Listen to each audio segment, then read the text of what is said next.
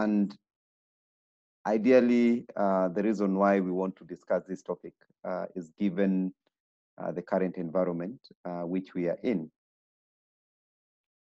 So let me start from maybe just picking a couple of quite exciting examples. We are currently impacted by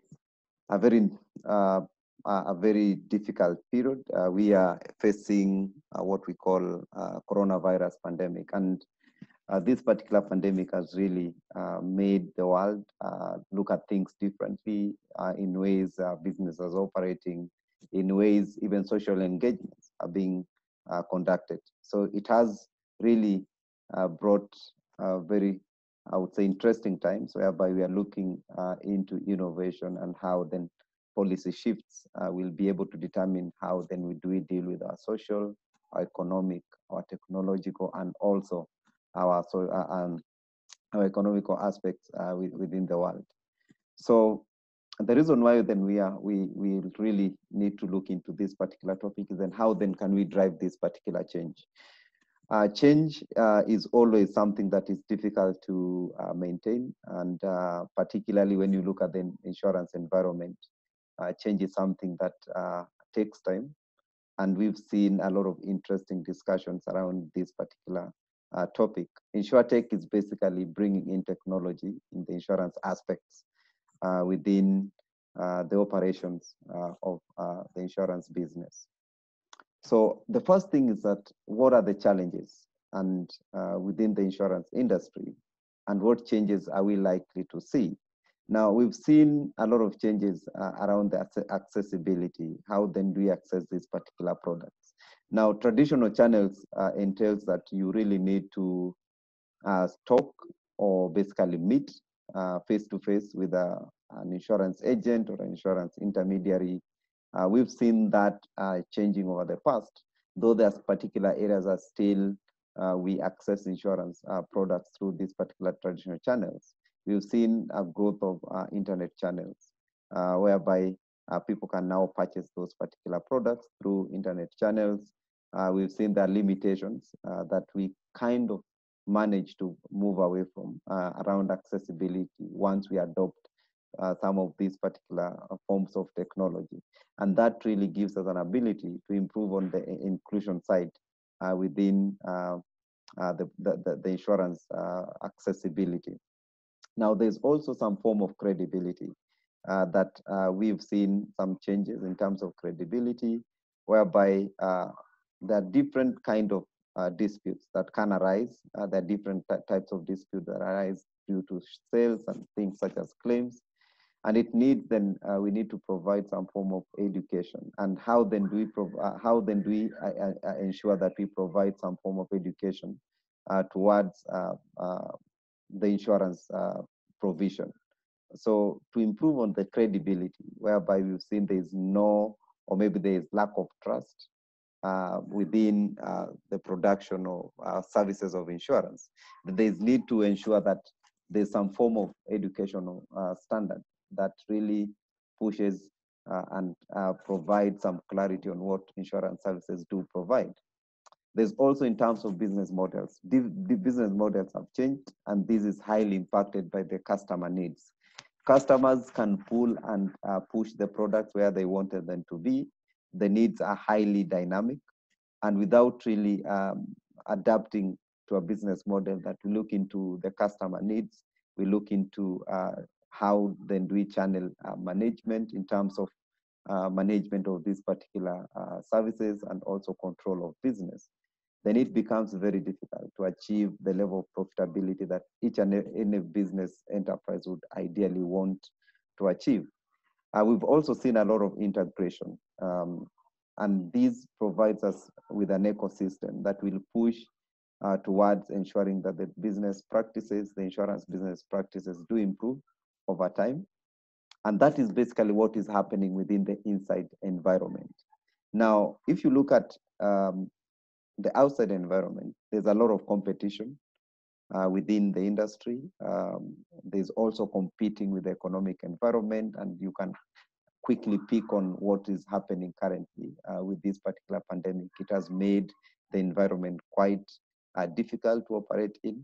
There's also, in terms of the tech environment, there's a lot of technological revolution in terms of if a business does not really move with the new technological fronts, then it becomes quite risky to outperform what the environment really requires them to do.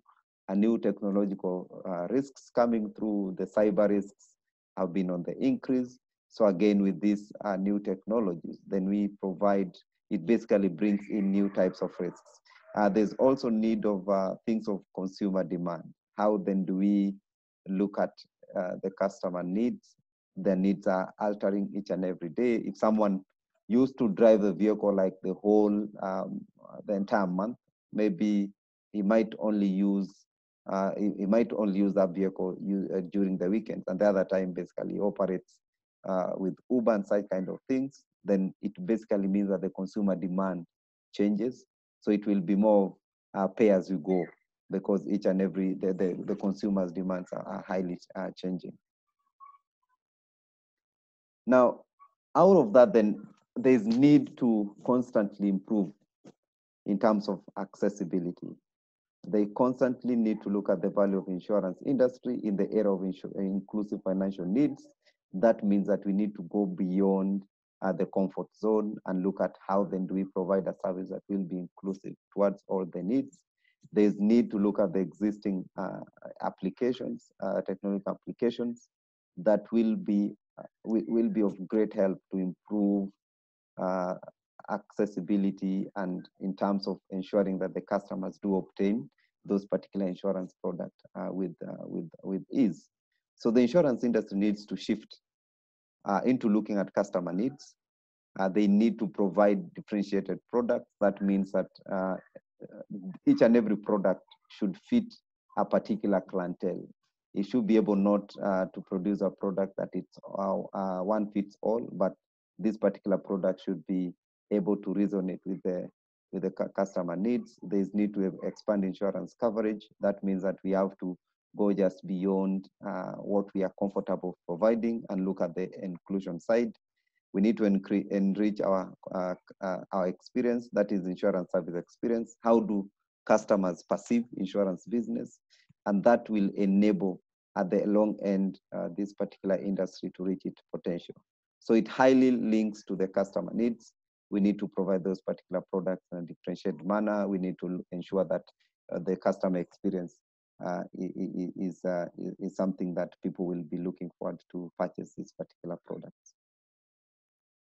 Now, there are three underlying drivers of change. And what this really entails is that if we are able to move with these particular drivers of change, then the industry will be able to move to the next level.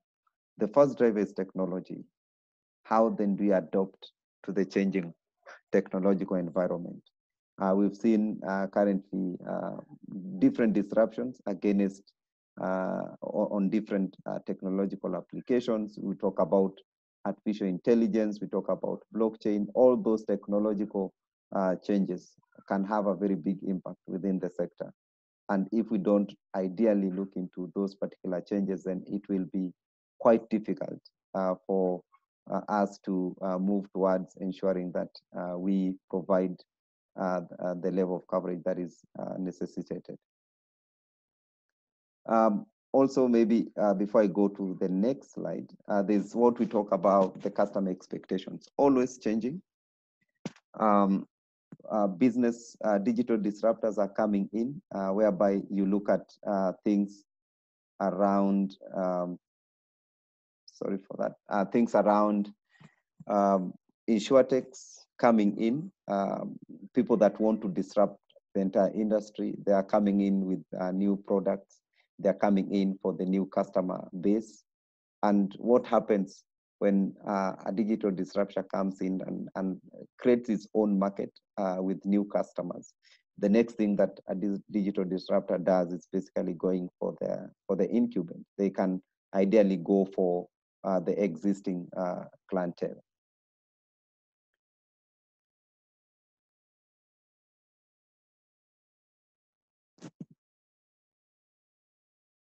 Now, top trends, what we can see, what's happening in the world is that we've seen new models coming in. Products are highly personalized, whereby if someone wants to buy a product that is pay as you go, you can ideally get that particular, those kinds of products in the market.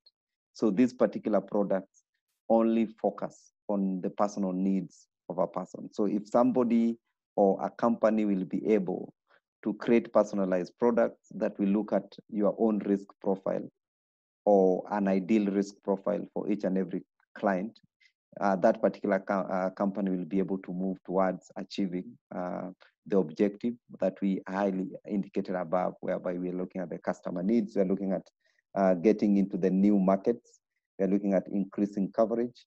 We've seen artificial intelligence and automation of claims. We've seen blockchains coming through within different aspects of insurance and InsurTech partnerships.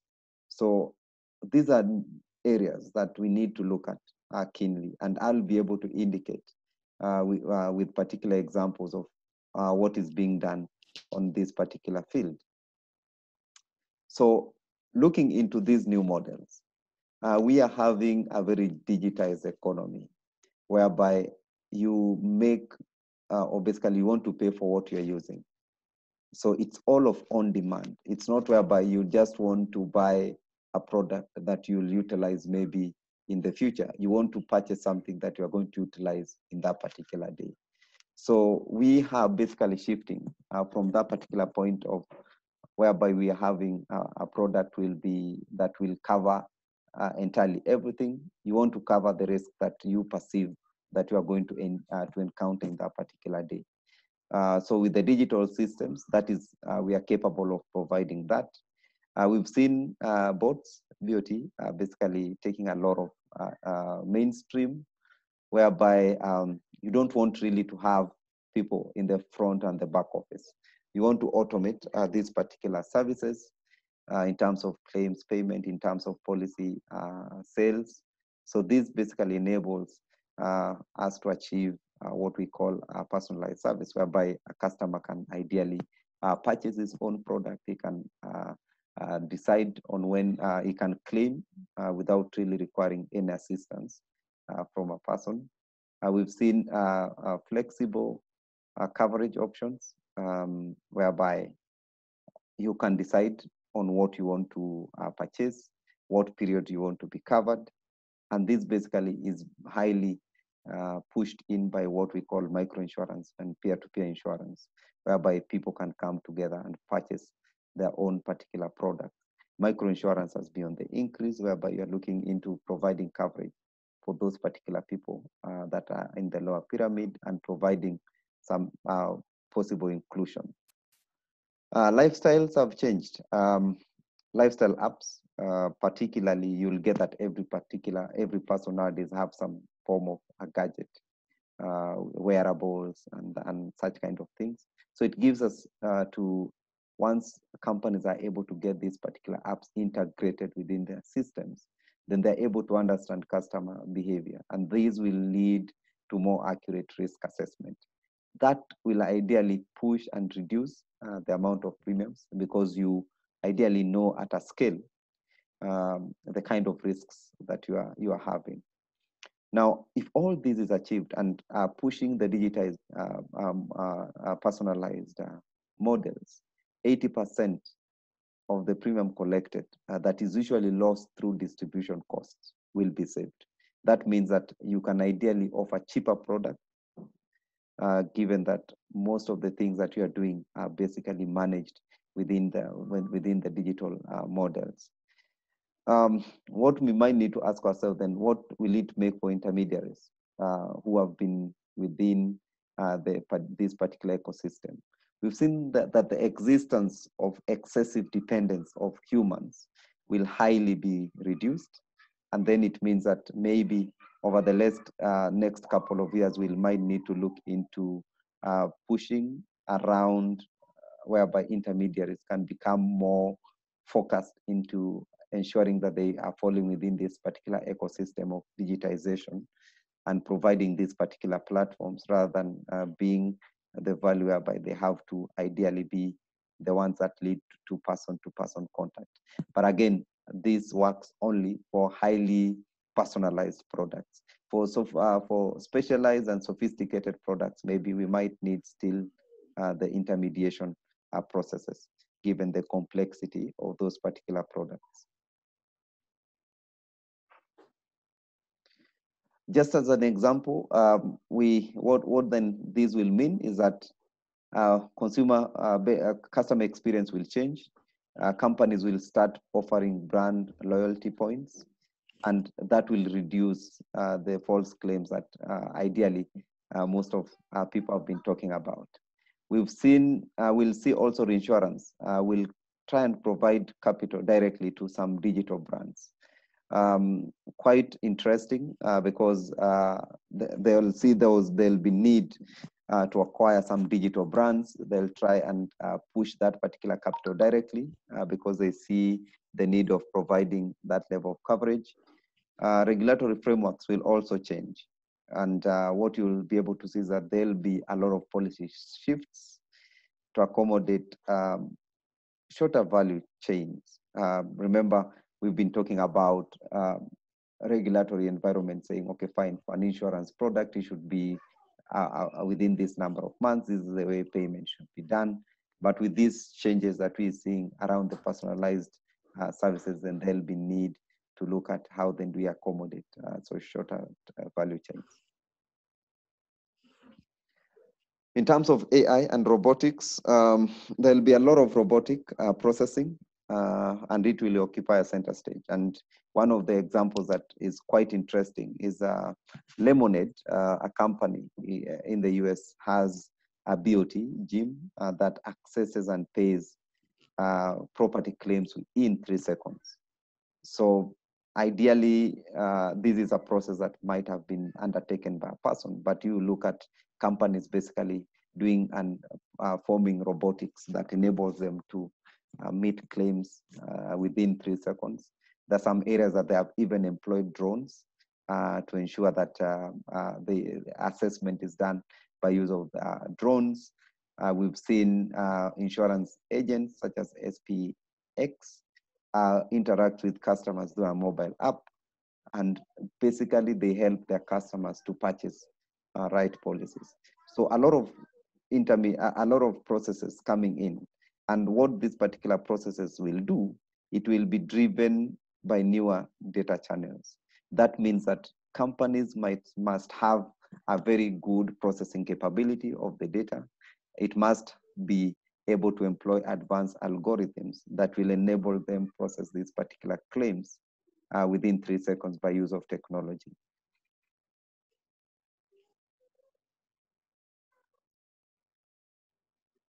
So what that means is that we'll see a more accurate way of determining risks.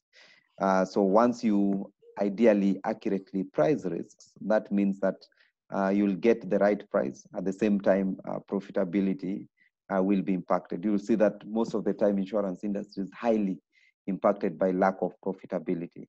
There's need to ensure that we provide cost optimization and operational efficiencies, whereby now if you're using bots, then you might not really need to have a lot of operational costs to meet those particular processes.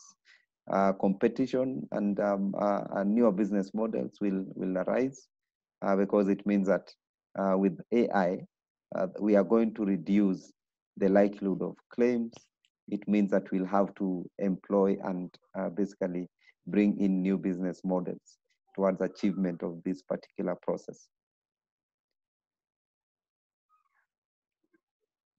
Just as examples, we've seen telematics and driverless cars, something that has been on discussions, and this will monitor different habits of a driver. It will more provide a more accurate risk profiles and pricing.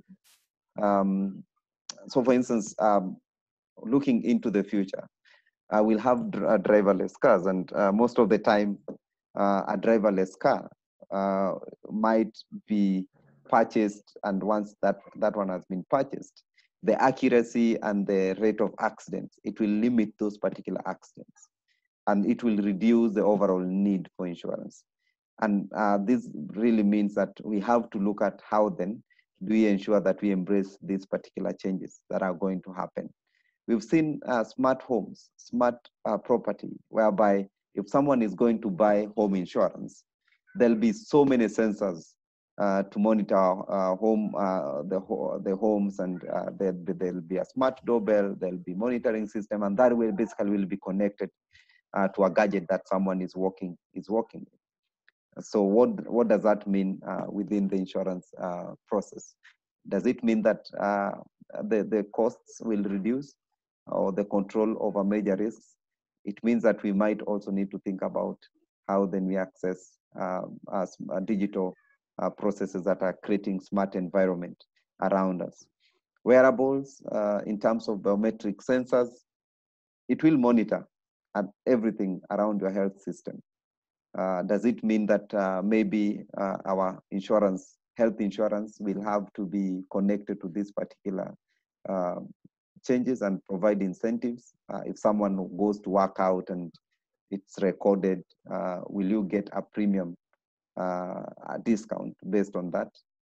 Ideally, what we see is that tech-enabled data will highly drive and push the insurance processes and products that we might see to a particular end. And the only thing that might need to be done is we need to ideally start adopting these particular changes ahead of time. There's an Australian company that was able to settle 90% of their big loss claims within 90 days by just deploying drones. That means that they had to deploy a particular ecosystem to help them achieve their business process within a particular period of time. So key issues that we need to note. InsurTech is no longer seen as disruption, rather than it is a transformative force. It's something that is already here. It's something that will transform how we perceive the insurance business. Second thing is that there is need to for better risk insights and customer engagement. That's why customers currently require what we call a personalized product. So we have to change on the way we view risks and how do we engage with those particular customers. There is need for insurers to invest in key technologies, and these will entail things like data analytics. Data is the new oil. We have to ensure that we look into data analytics.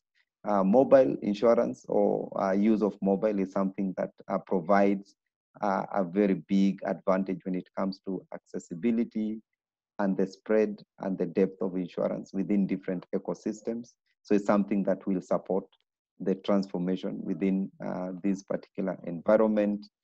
We also need to look at the emerging technologies. AI, artificial intelligence, Internet of Things are some things that are coming into fore.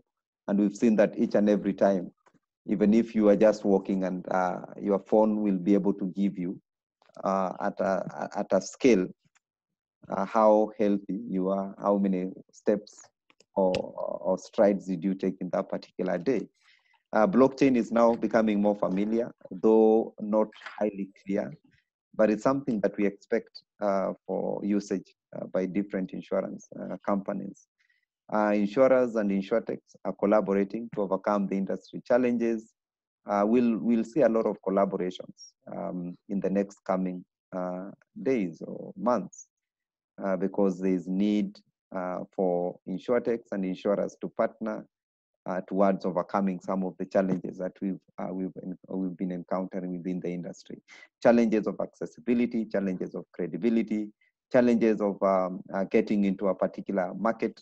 All that can be achieved through these forms of collaboration. So there was a study that was conducted by PwC in terms of what do people look, or what is the level of importance in terms of the innovation trends. And one of the things that they picked out that was very important and very likely to happen was increased sophistication of data models and analytics to help for identification and quantification of risk. So that is what you'll be able to see as number one. The second thing that they looked at was that was very important and very likely to happen is increased sophistication in models to reach. So in terms of ideally using mobile to reach customers, to engage customers. So those are models that are highly likely to impact the trends of innovation. The other thing was the rise of aggregators, whereby customers would ideally compare insurance products and services from different providers so that they can make a better choice. So these are kind of issues that we might need to be aware about in terms of what we might see in the next coming months that will have a very big impact in terms of what we are currently experiencing.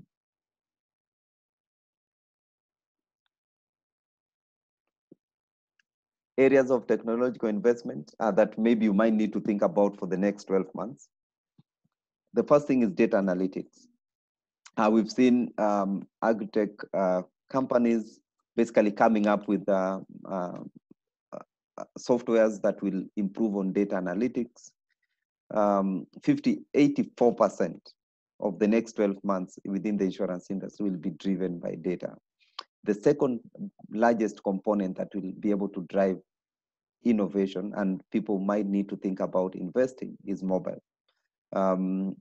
These will provide accessibility to services and products and ensure that customers are highly engaged. So maybe thinking about applications that will be highly driven by mobile. Robotics, 34%, something that also need to be looked at. BOTs, people need to create bots to help them. Artificial intelligence, something that will be of great use. Now, coming maybe not highly likely to happen is around blockchain, but it's something that is currently being also looked at. That basically comes at around 8%. So this highlights what insurers highly need to look into, and there is need to invest heavily in data analytics and mobile technologies. So for instance, I know there are companies that have generated some engines to help farmers to deal with crops and to sell agricultural insurance. That means that all that data can be harnessed and quickly be utilized to provide a better coverage for farmers. There are some companies that are currently offering products through mobile technology. That means that customers can be properly engaged.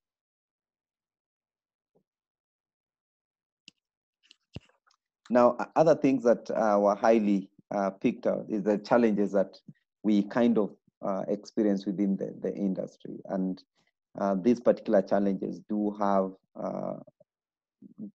fall within that particular company's ability to innovate. One of the things is talent.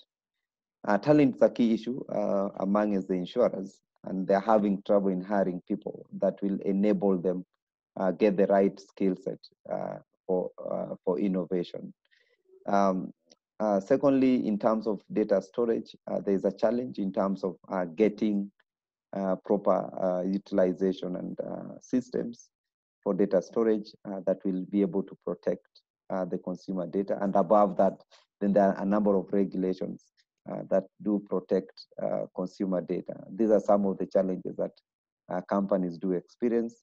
For instance, in Kenya, I know there's a data protection bill that looks into ways in which consumer data or customer data can be protected. And that can, in a way, provide ways in which companies can look into how they navigate this particular hindrance that is perceived within the innovation environment. Security, cyber risk has been a major issue. There's issues around digital signatures, digital identity, authentication regulations. Is it just okay to you can get a product without signing anywhere? Can you use your digital signatures? There are regulations around that. New business model regulations. Regulations have always been cited as a challenge towards innovation.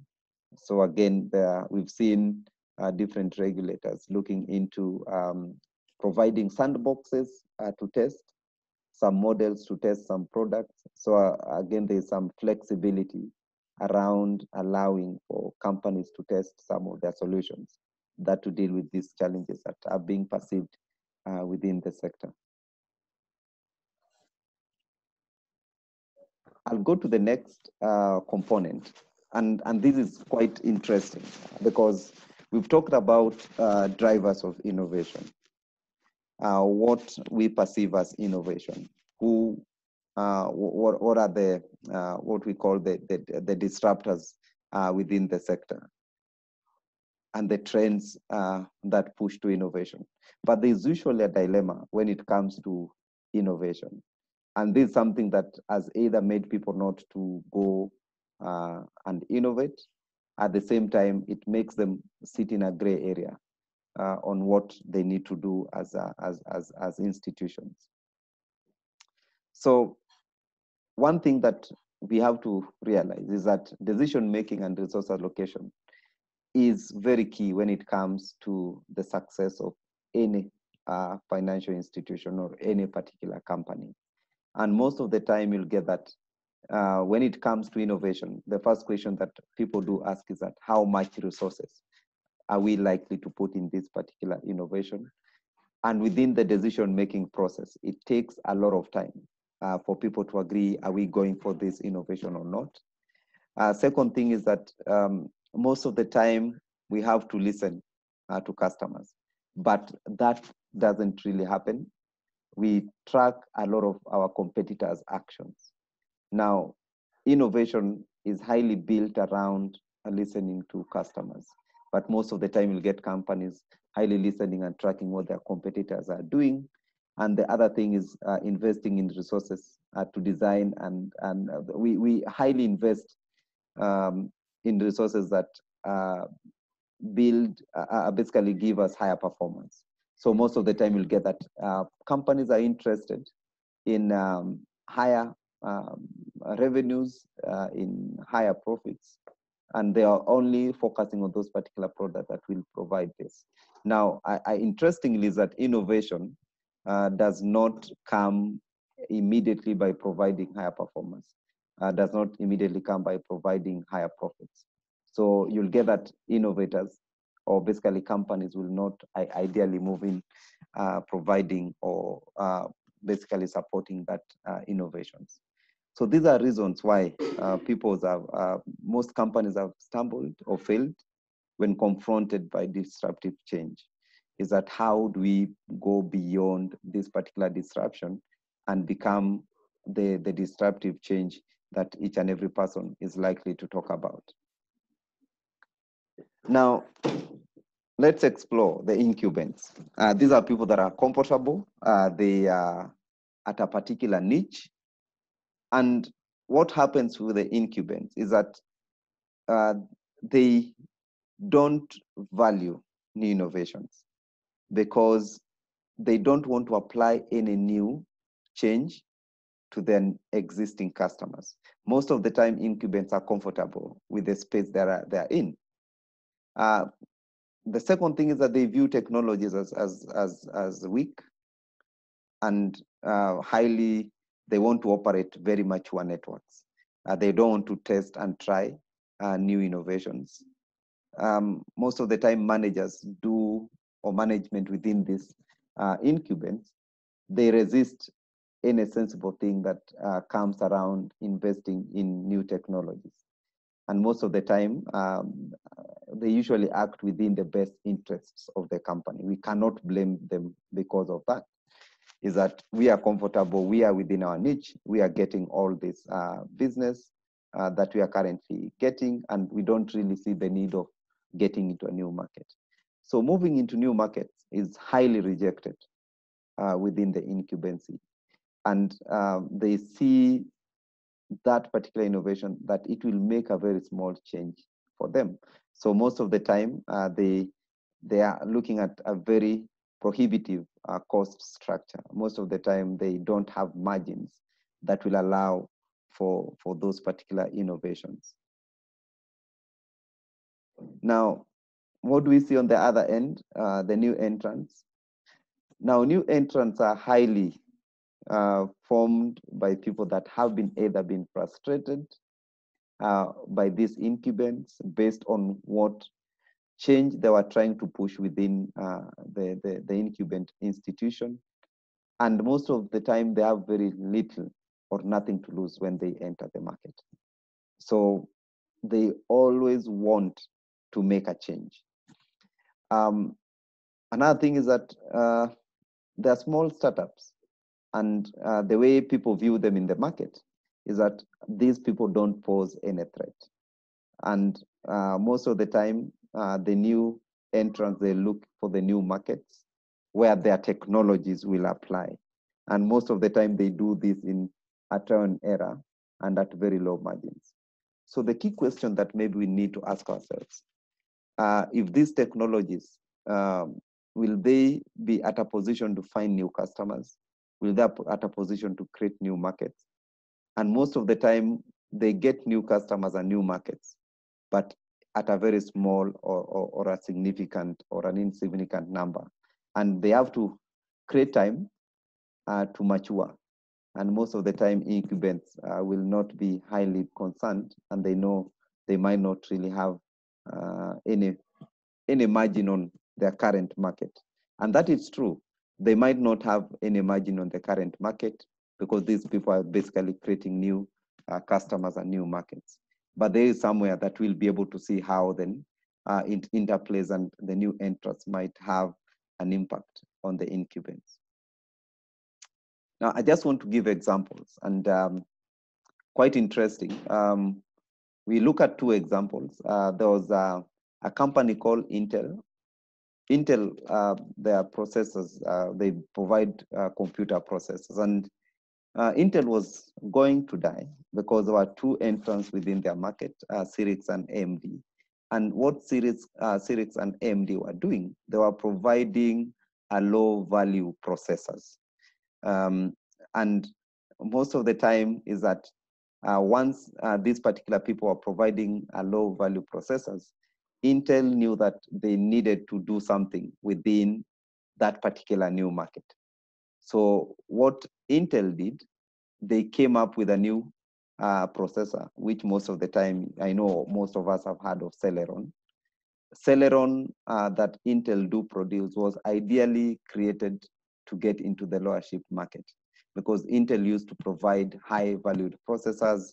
I know most of us are using i7 and i5s of the computer, but also Intel produced what we call a Celeron. And that was ideally to fight for the lower market, which was being, where Cyrix and AMD were getting into.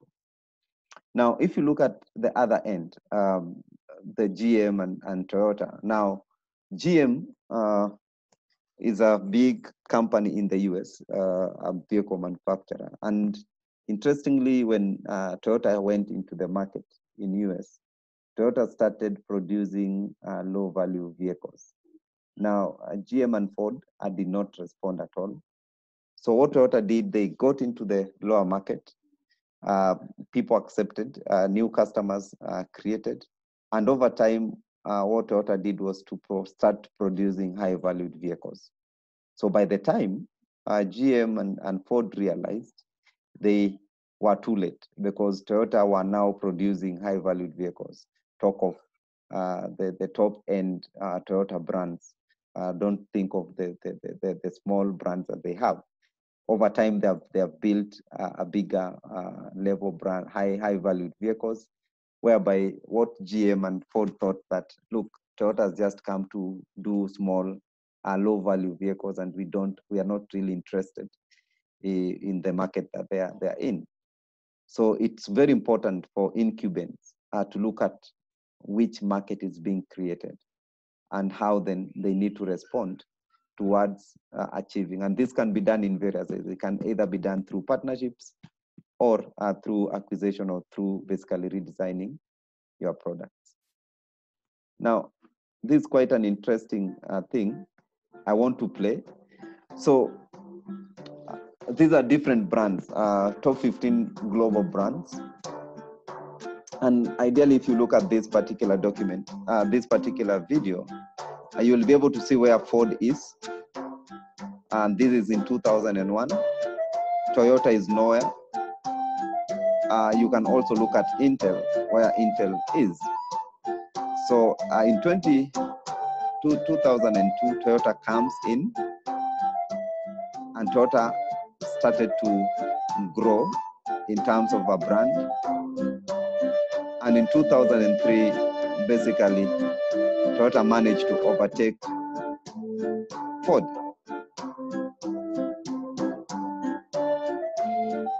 Now, another interesting thing that you might be able to look at is Nokia.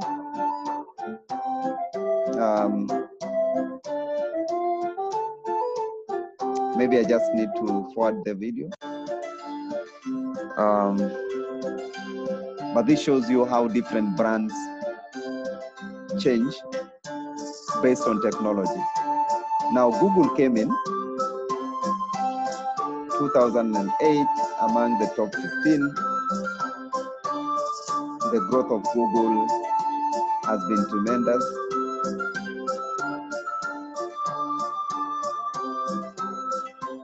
Now, interestingly, maybe something that you'll be able to recognize is that Ford is nowhere.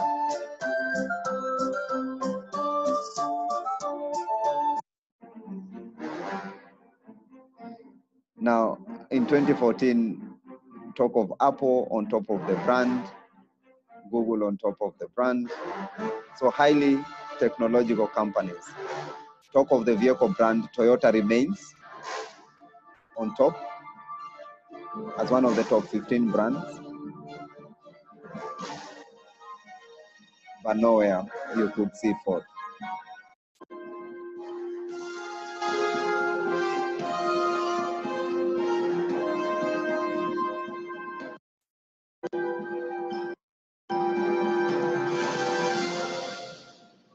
Right.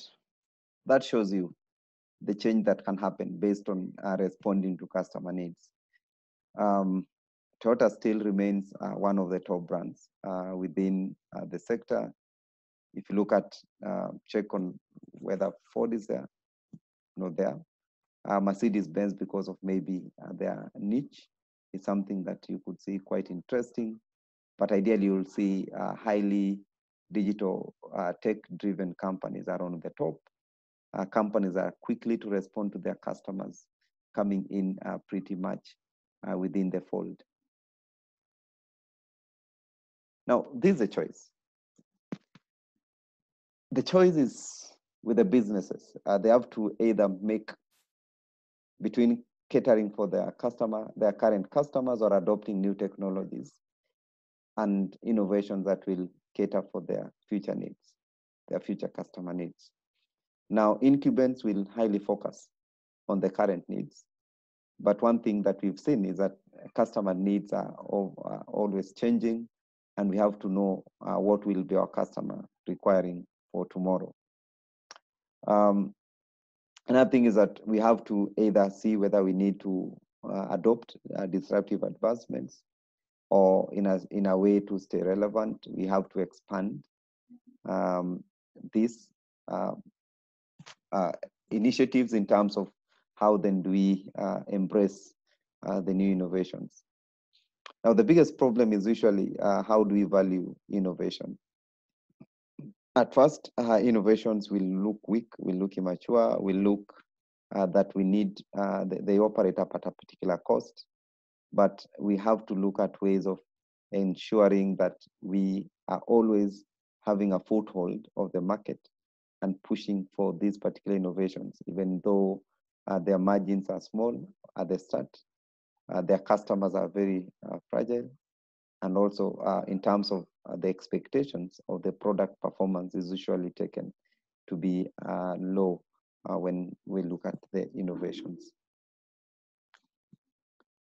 Interestingly, if you look at the technology life cycle, is that most of the innovations fall because not many companies do research and design. Now, research and design really is quite costly, and that's why you'll be able to see the graph. It basically starts with a trough. Then as the innovations come, there's some vitality whereby you'll be able to see the maturity of your innovation at the top of the graph. Now, most of the time, once companies reach the maturity, they don't think of ideally doing a new research and design to continually move with the trend. So most of the time, if a company fails to recognize that, they can dip over the technological life cycle. Now, there are two things that maybe we might need to think about: the sustaining innovations and the disruptive innovations. Now, most of the incumbents that are currently within different sectors, they have quite demanding customers. They know what their customers require. And most of the time, they'll want to sustain whatever they have within their innovations. And that is what you can see within the blue graph. Now, for innovators, they'll go for the least demanding customers. They'll go to the new market. And over time, as they grow their innovations and their disruptive innovations, they'll be able to hit that particular point whereby the incumbents were. And ideally, once where these particular two graphs intersect, this is whereby you'll be able to see that if a disruptor was coming up with a product and he has grown with the customer base over time, they'll be able to take even the customers that were there with the company that was sustaining innovations. And that is what we see when we look at the example of Toyota and Ford, whereby Toyota started with least demanding customers, low valued vehicles, and they built their ecosystem, their brand ecosystem over time. And when it reached at a point whereby the customers that were there of high valued vehicles could easily now shift to Toyota, and the history now says it all. Now, how then do we change these? How do we turn these changes into opportunities? So insurers will have to anticipate and plan for change and create their own future. That is very, very important. Insurers must anticipate what is likely to happen. They have to plan for that particular change, and they have to create their own future. The most interesting fact is that insurers, the competition that most of people think about when they look at insurance is that the next insurer is your competitor. Let me tell you, there are different competitions that insurance face. The first competition insurance face competition from either witch doctors. Someone might decide not to get a health cover and go to a witch doctor for some protection. Some people will decide to go for protection, even from what we call maybe a community. So for instance, you might not get a cover, but at the end of the day, if anything happens, people will come in together and contribute some money for you. We believe in God, and most of the time you'll get that some people decide, okay, fine, I don't need really to get insurance. I'll just get coverage from God. So that's something quite interesting. So competition is not only within the insurance business. Competition is beyond just insurance. It can be within communities. People can get from what do they call special forces and all that. So we have to anticipate for that change so that we can be able to value what the insurance really provides. So what are we seeing? We are seeing tough business currently, and that is ideally pushed from the point of what we are currently facing, the COVID-19, that has an impact on investment and regulatory environments, to demographic shifts. We are getting more young people coming in, and these people have their own way of looking at things. They have their own way of how they perceive insurance, to changing customer behavior. People are becoming more aware of their health status. People are becoming more aware of basically limiting on different exposures that will have an impact in their livelihoods. And that in a way might change the need of insurance.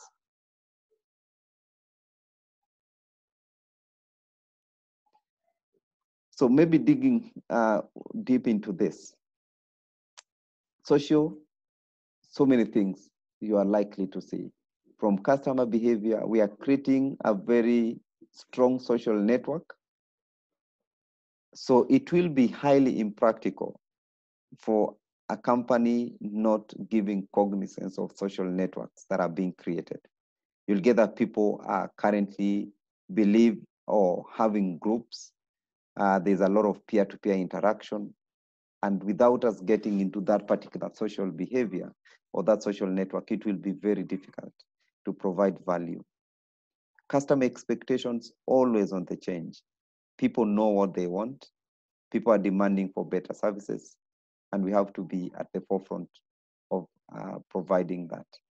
People highly risk aware.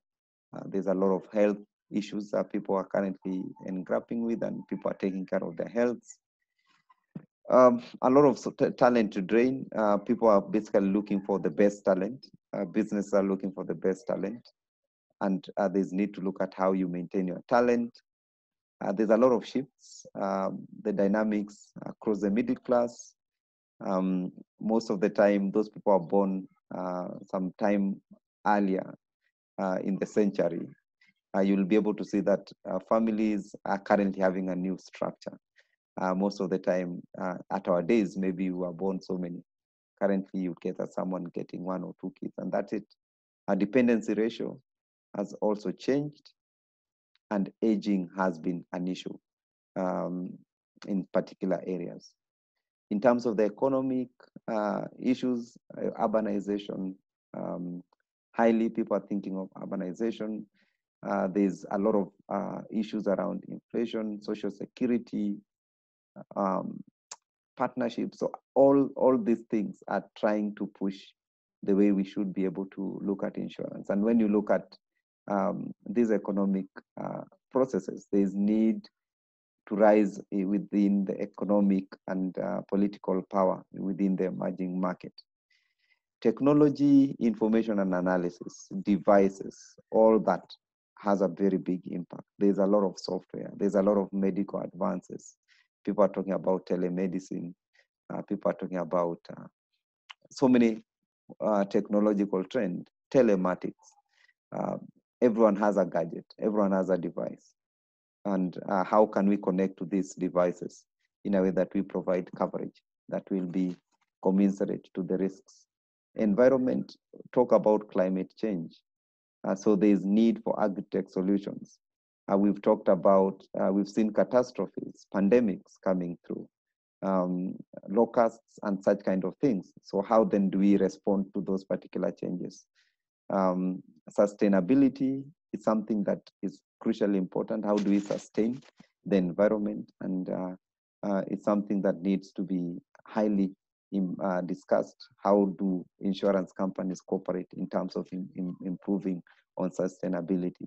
Pollution is something that has highly impacted our environment, and again, it's something that needs to be looked into. In terms of the political areas, there's a lot of regulatory changes, a lot of issues that have been happening around tax treatment. We've seen new models for Sharia compliance, the likes of Takafu. So there is need to harmonize these particular standards and look to them on how then do we ensure there's globalization within the insurance market. So how then do we create our future? How do innovators create their future? There are different focus areas. And ideally, what you'll be able to see is that we've divided an office into three areas: the front, the middle, and the back. And within each and every component, there are different activities that happen within those particular components. So for instance, if you look at the front office, you look at this, people want to have a growth strategy. Always companies want to grow. They want to continue marketing. They want to continue providing their products through their channels and developing those particular products. But what are the areas of focus that an institution should focus in case they want to innovate? They have to ensure that they have an innovation department or something or a standard that highly looks into innovation, and also a channel that looks at to generating new channels. So you need to generate new channels of distribution. You need to look at issues of innovation. And all and above that, then it will have an impact on the other areas that are in orange. So the primary focus area for innovators should be areas of innovation and distribution channels. When it comes to middle office, I think all the areas have to be looked at. Operations, how do you minimize the cost of operations? How do you enable technology to do that? How do you bring in new information? And how is that particular information processed? When it comes to the back office, companies are highly do focus on human resources, capital management, finance. But with the new focus, they need to look at the underwriting and risk management. How can that be taken over by use of technology? Asset management, how do you ensure that you don't overly invest in physical assets, but now you employ what we call soft assets? How do you ensure your liabilities are within the cost process of your business? Also need to look at claims and benefits. How do you pay your claims and benefits? Are they automated? Is it easier for a customer to claim and to get his benefit within a particular period? So there's need to design your business strategy to face the future. And the future will be highly driven by the focus areas. It's not that you shouldn't focus on the rest, but a critical focus should be done on the areas that we've highlighted in red. So when considering these particular innovations and these strategies, there are different perspectives that have to change. And these perspectives will depend on where different persons sit. So for instance, the CEO have to deal with tasks that will shape and respond to all these particular changes. They'll have to drive innovation and anticipate and respond to the changing market. They'll have to decide which markets, countries, and consumer segments are to target.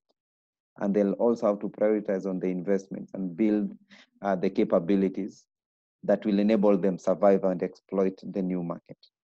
So that's the head. The head must be focused to respond to these changes. Again, we have chief risk officers within organizations. Their work out of developing or formulating this particular strategy, they look at how well the risk management has embedded the assessment of these new channels, has embedded these new products. And they should be prepared to anticipate and prepare for extreme events. Most of the time, they are not, or they don't want to be exposed to these particular extreme events. But for innovation, there's something that they must be prepared to.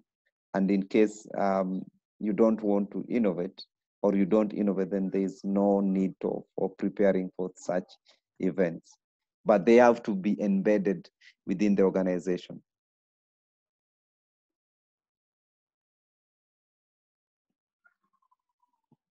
Chief marketing officer, they have to look at how do they transform the organization into a customer-centric organization.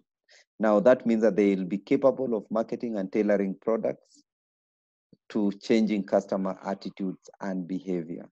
So their focus should be customer centricism. Most of the time, chief marketing officers, they want to look at the top line and to bring as more revenue as possible. Maybe it will be very difficult to change that perception, but when it talks or when we are looking at formulating this particular strategy, we just need to set back and look at what do our customer need and how then do we address those particular changes. Chief Technological Officer is someone that will be quite important, and his work will highlight that he need to be aware of the new technological trend, and also he should be actively involved in experimenting those technologies. This will give a company or the organization an impetus to know what these trends are looking like and how those particular trends can be experimented within the market. Chief Information Officer, CIO, they need to look at how best they need to build an information advantage enabled by rich and insightful data. So here is whereby data analytics will play a very key role in terms of pushing towards creating an environment whereby the company will be considered as innovative. Here, actual, I think importantly, they have to ensure that they can select and price the product appropriately based on their risk appetite. They shouldn't always look at ways of saying it can't work, but look at ways of providing some advice and selection of those particular processes. Underwriting, how do they exploit new sources of information to provide for better risk selection and pricing? That is really, really important when it comes to providing or improving the risk focus around these particular products. In terms of claims, there's need to look at how then the information, the company can be transformed into ensuring that they are capable of paying claims and within a particular period. That means that the claim should be paid quickly, should be done on the real time. It should be focused in terms of ensuring that these loss management techniques are highly employed. HR, their work will be to attract and retain the right talent. It will be important for the right talent to be brought in, and this will enable them have a very multidisciplinary team of people that will be looking into creating innovation to be at the forefront of the organization's mandate.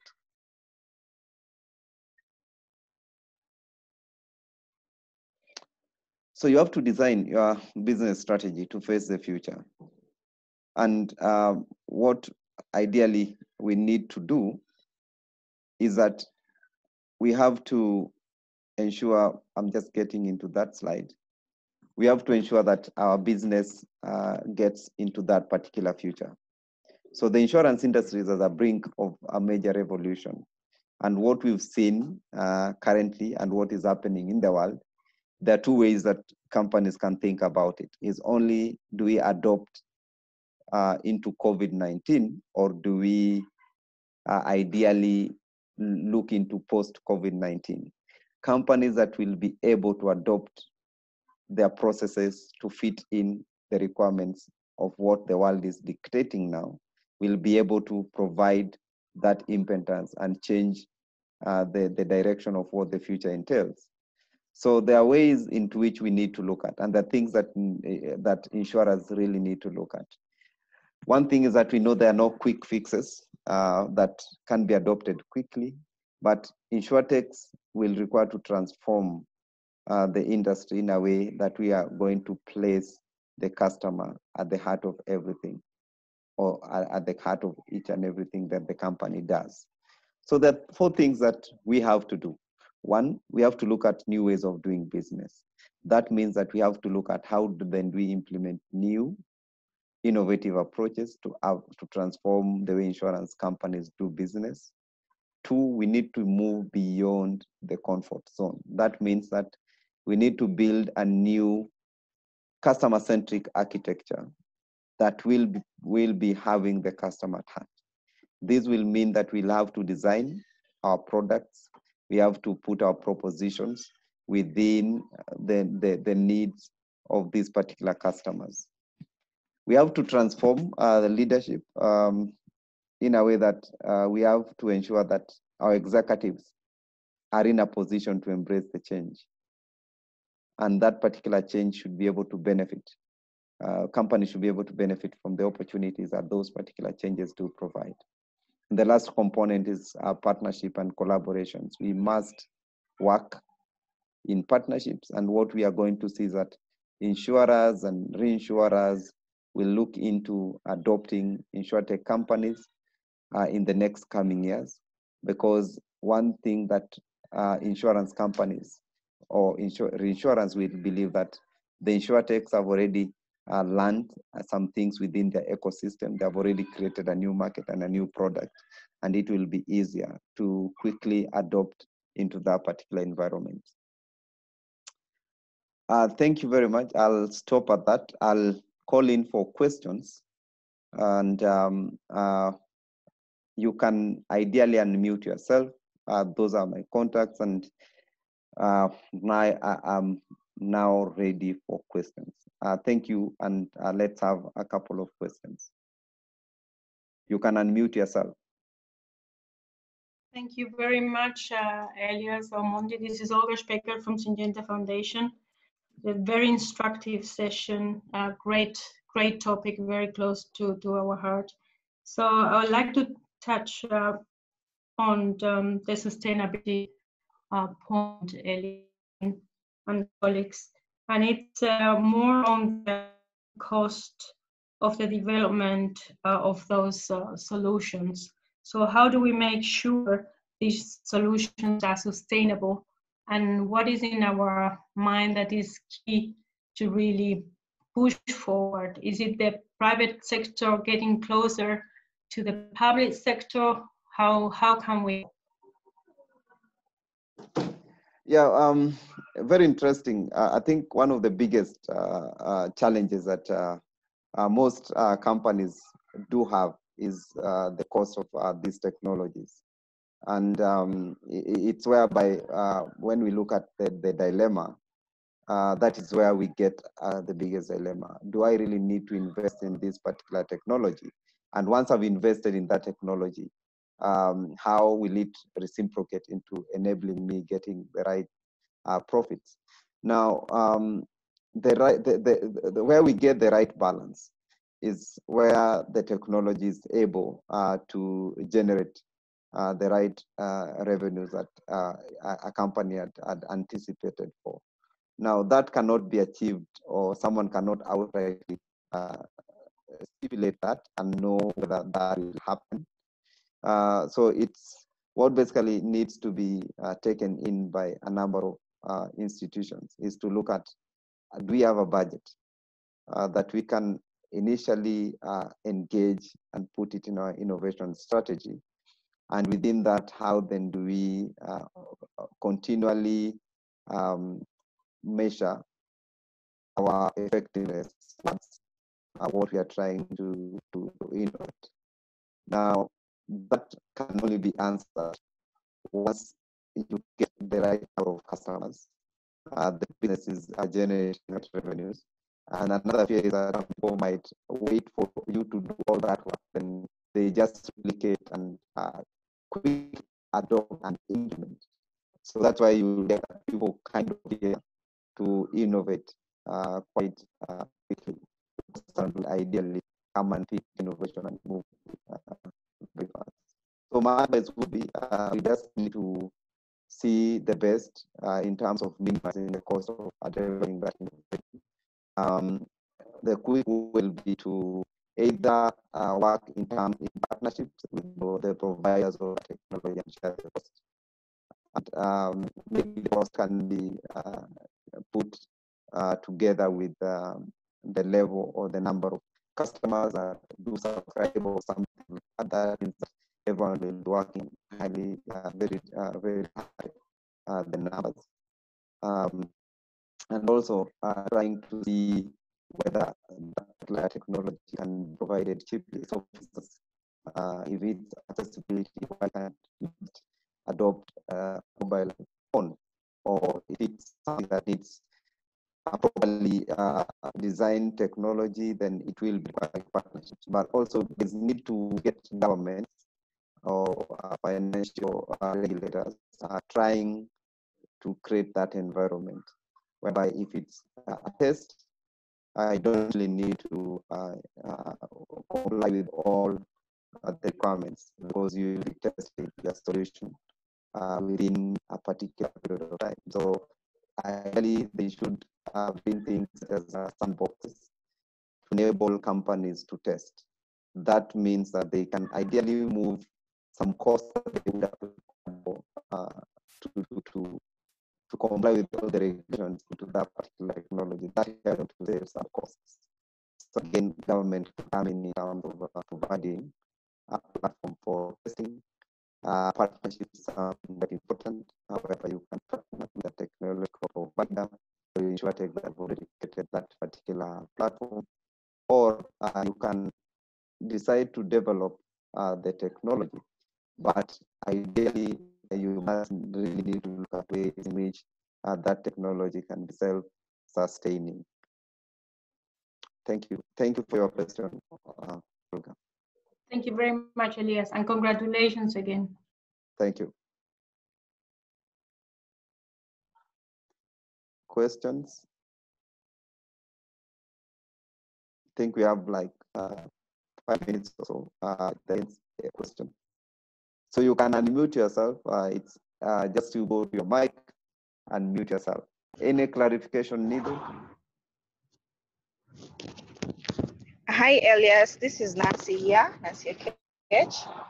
That was an excellent presentation. I don't know if you can hear me. I am on the road driving. I didn't want to miss this presentation. So my question, if you look at insurers, it's more of a process-based. And I think with this COVID, they've come to the realization that they cannot, most of their roles, if technology can be able to help them automate all the processes that they get to do on their day-to-day operations. So how then do the existing human resource remain relevant if they can now deploy technologies that can replace what they've been doing, the human skills that they've been doing? You mentioned BOT now, if that can be implemented. So my question to you is, so what are some of the emerging skills that in your view you see the current underwriters and claims analysts need to now position themselves and start acquiring in order to remain relevant and maintain their jobs? Yeah. Now, when it comes to jobs and technology, it's usually quite difficult, because what happens is that technology will always require a reduction or maybe of people that you might be requiring in the office, or maybe at all you might not need any person in the office, and technology will be able to do that particular element of work. So I think when it comes to the skills required, these people will be highly important when it comes to a generation of these algorithms. There are also circumstances whereby if the algorithm picks some of the issues that they think might need someone to have a look at, these people will be required to look at those particular issues. That means that if a company was processing 1,000 claims, maybe 2 or 4 of them might be flagged and might require somebody looking at them. But the challenge will be, will the 3 be good for a team that was there working from 8 to 5 on maybe 100 claims in a day? That might not be sufficient. So what these particular persons need to do, they need to create a niche whereby they can become the creators and developers of these particular systems, because they have already learned what they check. They can create these particular algorithms. They can quickly adopt them into ways these particular BOTs will process those particular claims as quick as possible.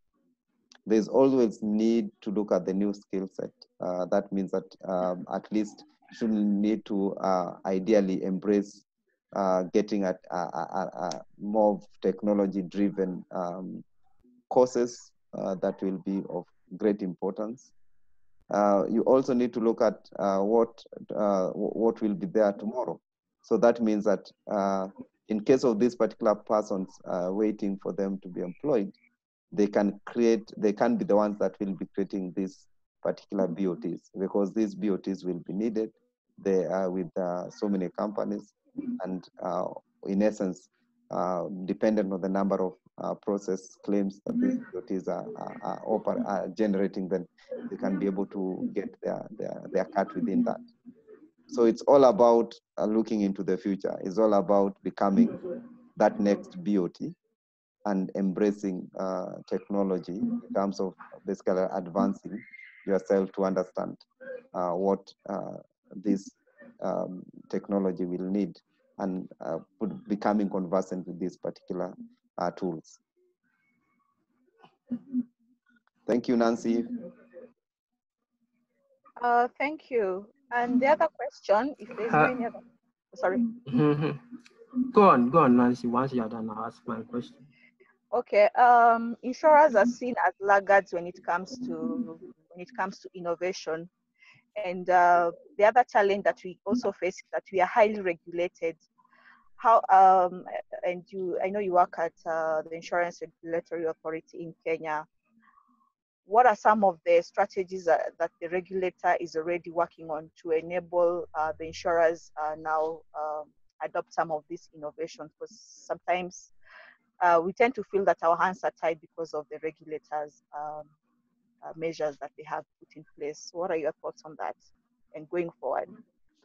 Yeah, it's always a challenge, and most of the time you'll get that for this particular line of business or insurance business, there's need to have some oversight on what basically happens in the market, and that is in line with providing protection to customers, because without having that oversight and ensuring that customers do get what they have been promised, you might really expose the industry to people that might not be interested to meet the customer needs. Now, what has happened over the last couple of months, and what we've seen within the Kenyan market, is the adoption of the microinsurance regulations. This basically provides an opportunity for companies that want to engage in insurance at a particular scale to achieve that particular platform to do the insurance business. And those regulations do provide some areas that will provide some level that any insurer or innovator can decide to put in some money to do that particular business.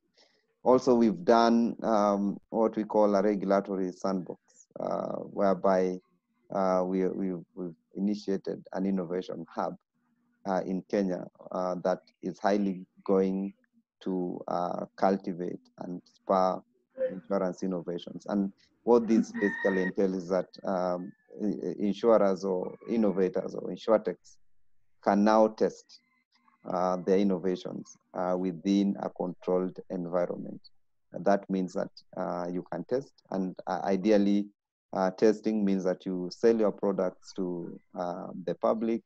You're able to check whether it is working, but it's within particular guidelines. So testing of these particular products, again, it doesn't require you to comply with all the regulations that are there within the Insurance Act. So those are the two areas that basically provides a bit of an advantage towards companies that really want to develop and come up with solutions. And importantly, maybe you should be aware that also regulators are basically tasked with the need to develop the market. with that particular mandate of developing the market, then it will be highly important to ensure that they provide a platform that enable them develop the market. Thank you, Nancy.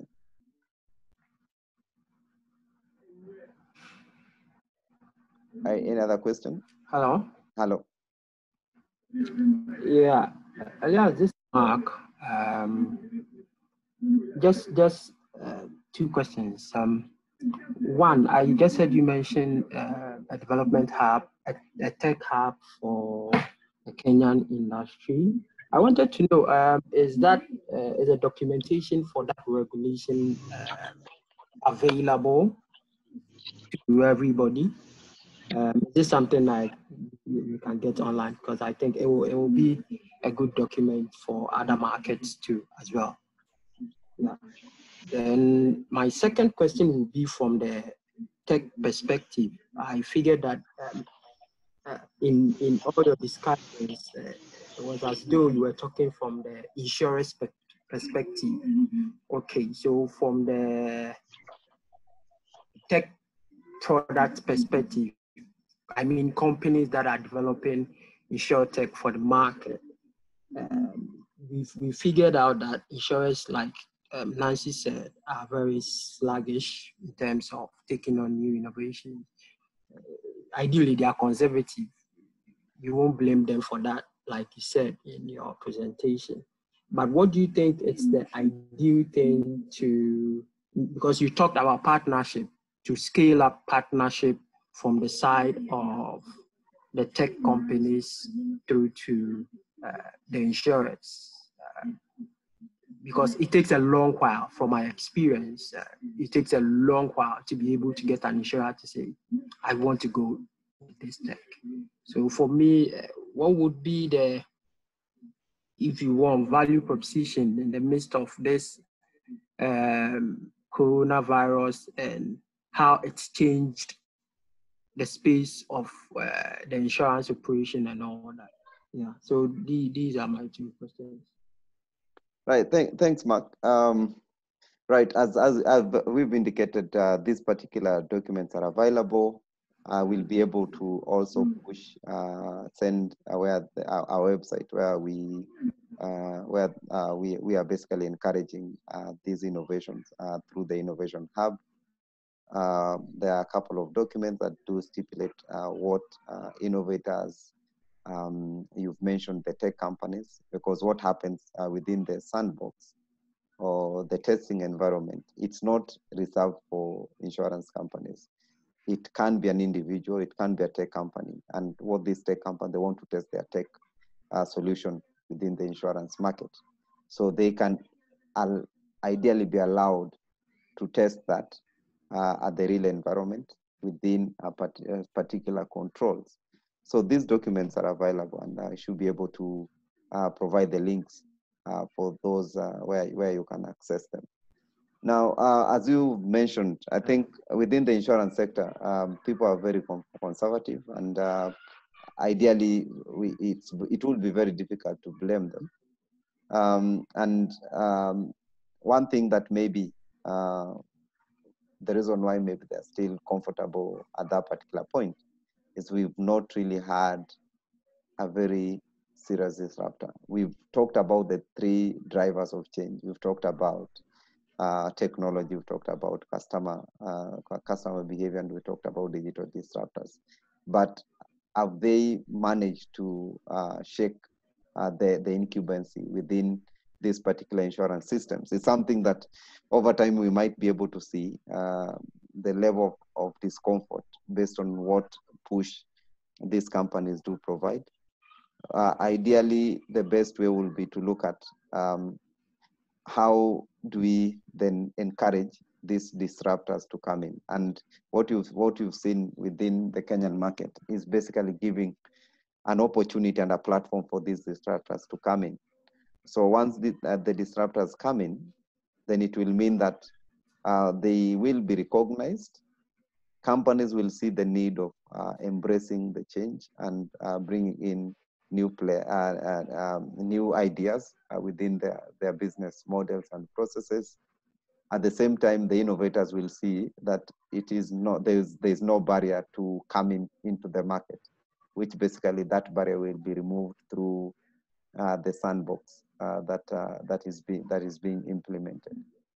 Now, COVID-19 has brought in a very interesting focus and shift in terms of how insurance companies have looked into their processes. And one of the biggest questions that maybe I know a number of companies are asking themselves, we had a number of exclusions within our products. Assume that we don't really enforce them. How does it really impact us?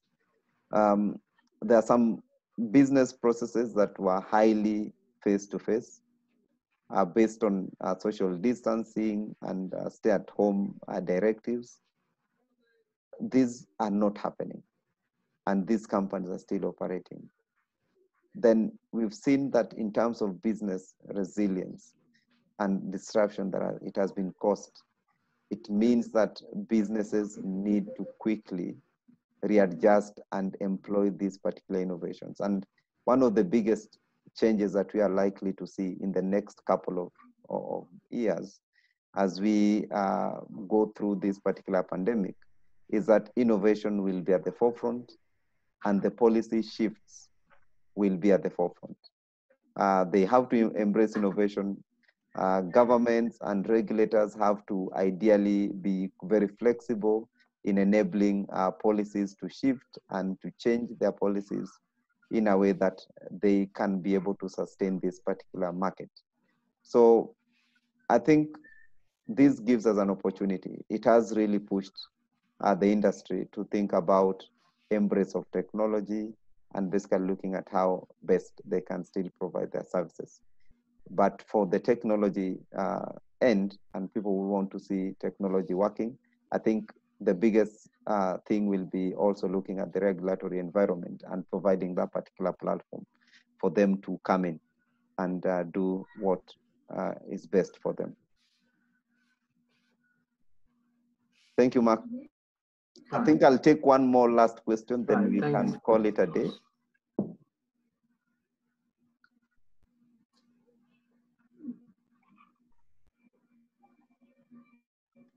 Right. If there's no question, once again, thank you very much for joining the call. I'll be able to share the slides for those people who will be interested to maybe have a second look at it. We'll be holding more of this. Maybe next time we'll be having more of a discussion whereby we'll... Elias, sorry to interrupt you. Sorry to interrupt. I came late and then now I joined. I had a problem with network. So really want to just comment, just say thank you for taking your time. I'd like to see the slide. Really thank you for taking your time to do this. All right, thank you. Thank you, Philip. Yeah, so once again, also thank you for taking your time to join into this particular webinar. We'll be doing much of this.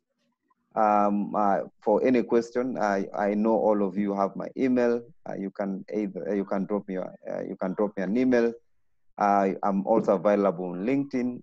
You can just search Elias Omondi. You can drop me a question on LinkedIn, and I'll be able to respond. Also, you can on Twitter. It's at Elias Omondi, FIA, and we'll be able to interact. So once again, thanks very much for taking your time and joining this call. Until next time, stay safe, ensure that we are still within the social distancing, we are washing our hands, and ensuring that we are trying to flatten the curve. Thank you very much, and enjoy the rest of your day. Thank you, guys. Thanks. Thank you so much. Thank you.